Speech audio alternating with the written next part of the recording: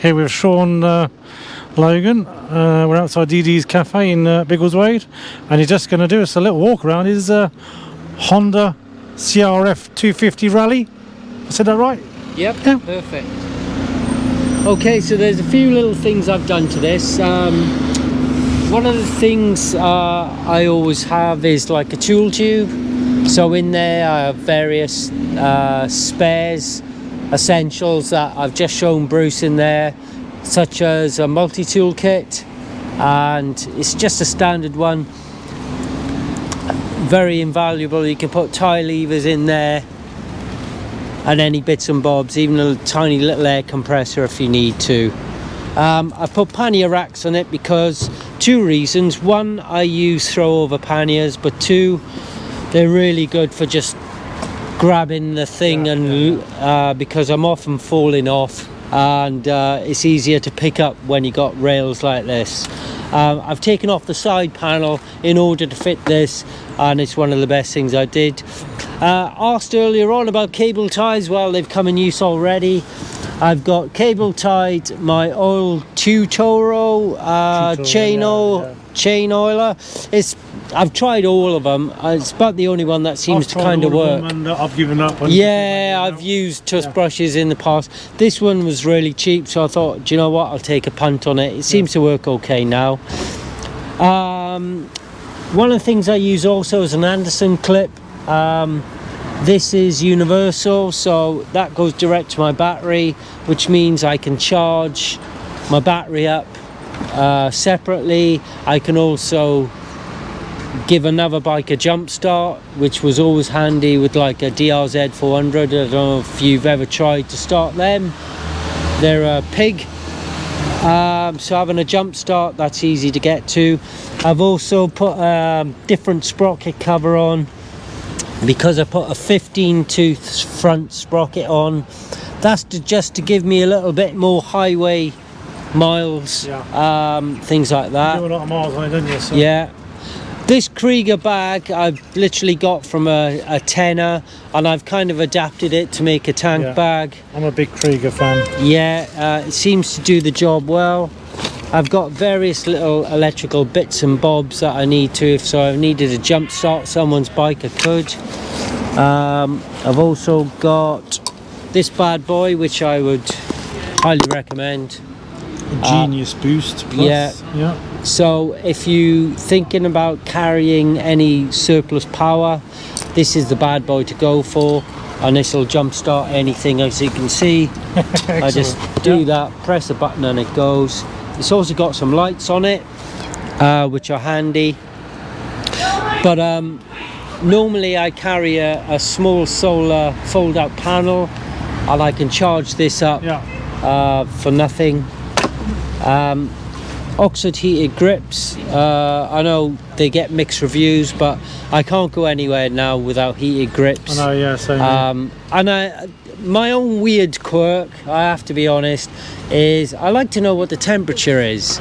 So I have always got a little gadget here that says 10 degrees at the minute. Is it not on the display then? It's not on the display, it's on the 300, but even on my DR350, for some reason people thought, why do you want to know what the temperature is?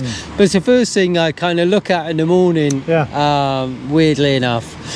And the other thing I would kind of recommend, for me anyway, would be, if you're gonna put a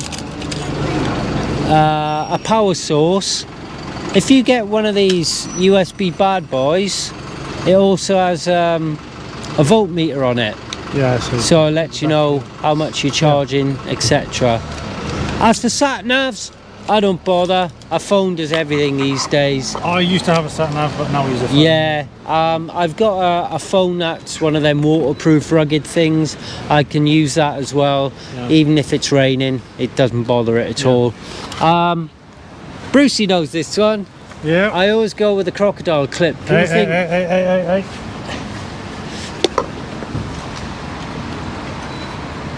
There you go. Crocodile clips, you think, well, why bother with that? One, I have a little cloth there. Sometimes when you stop in the port and you want to clean your visor, it's quite nice. But this, if you go to a port and they always give you a ticket, you're thinking, where can I put this bloody thing? Stick it on the front there, and I tell you what, the ports people love you when you do it. They think, ooh, that's a good idea, and they let you on. Sometimes quicker, I reckon. The other thing would be, when you are stopped at a port, have something like elastic like that. Why? Because when you get off and you start to fiddle around, you're thinking, shit, where do I put my gloves? You just throw them in here like that. You know they're secure, they're not going anywhere. And then when you ride onto the ferry or whatever, you know they're there, and you haven't got to faff around. That should be part of the top tips in future. So that's one of my top tips. What else? Generic mobile phone. I mean, I use these things. They're only £4 and they just don't seem to fail. They're for bicycles, but you know, it is what it is. Seems to work fine. As you can see, I've got one up there as well. So I might have my normal kind of phone there, and I might put my weatherproof old phone with a sat nav. One of the best buys I've bought is, if you're looking for USB charger things, you can get this cable from Amazon, right? That got 3 plugs on the end, so you ain't got to mess around, and it is do everything. USB-C, Apple, and a standard. So you got something for everyone. Something for everything. If it ain't got at least 2 uses, I don't want it. Yeah. So this thing's got 3, and I'm happy with that. Tick those boxes. What else have I done? Oh yeah, cable ties we know about. Yeah, cable ties we discussed. They might not be for you might not need them, but someone else might, and Karma is lovely. I've also put a new exhaust on it. Some say weight saving and all the rest. It just sounds bloody nice. Better, doesn't it? Yeah. Just sounds better. Yeah. I've got the decibel killer on it. It sounds nice enough, and I'm happy with that. I have put a new spring on it. The suspension on these is a bit soggy, and when I found I was loaded up, it would just be a kind of a wallow sometimes. So I put the stiffer spring from Hyper Pro on there, and it's really made a big difference on it. And they're only 80 quid, and it's the best 80 quid I've spent on the thing. It's got the bark busters, again, great for just grabbing things to pull you out. Yeah. And also these mirrors, tenner from eBay. I mean, like, if you're going off-road, you just do that or whatever. They're pretty much indestructible. I've never had anything go wrong with them, and for a tenner a pop, you can't go wrong. No, yeah. I also use one of these wristy things. I did try on them, I didn't get on with it. So. It's quite a light throttle anyway, but it works for me. And just to take off that bit extra wind blast, I put one of these on. 20 quid I think it was from Amazon. Apart from that, the bike just does what it says on the tin. It's very easy to maintain. Service intervals are ridiculously long. Do you service it yourself? Everything, yeah, absolutely everything. And it's given me no cause for complaint. I've ridden everything, and I seem to have gotten smaller as I'm getting older with CC. I've had GSs and everything. You don't have anything to compensate for anymore? Not anymore, no. So, I mean... I've nothing to prove, haven't you? Yeah, I have as much fun on this as I've done on my big stuff. Yeah. And I really recommend these kind of bikes. The other thing I got really cheap, which I use all the time, is these straps. Moscow Moto straps. Absolutely brilliant. I mean, I used bungees in the past, but these things really secure everything. Well, I've got similar things. They're not Moscow, but another brand. I can't remember what they're called now. And I always carry with me underneath this. I'll show you now.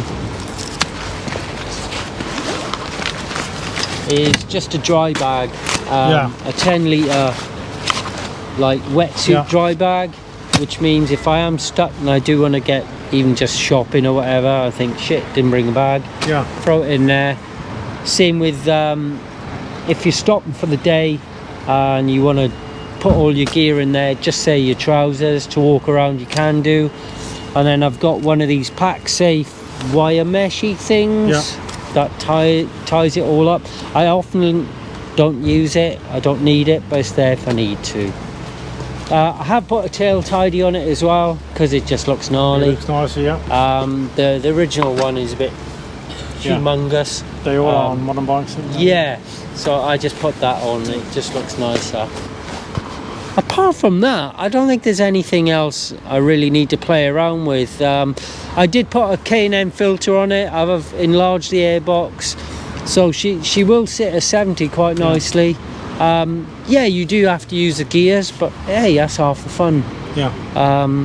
I find it's a versatile bike that will do everything, and the mileage is unreal. You know, it'll touch nearly 100 miles to the gallon. It's an unstressed engine, isn't it? So my personal view is motor as well, I don't know if they've messed up with the 300 because they you know, there seems mixed reviews about that. I don't know if they've stretched it out a bit too much, I'm unsure, but I mean the 250 worked great, and I would swear by them. That's about it, I think. There is one thing. What's that? We need to heat the exhaust. Oh, good point. If you go up that, I'll dig it up. Oh, I put a tracker on it as well. I got one as well. I put a kill switch on it.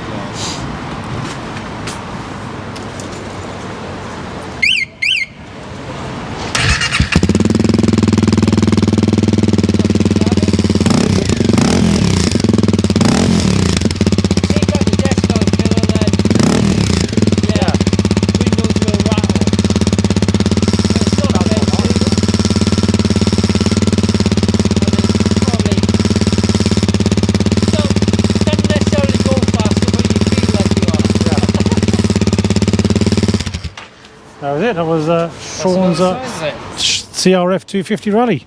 Thanks, Sean. Welcome.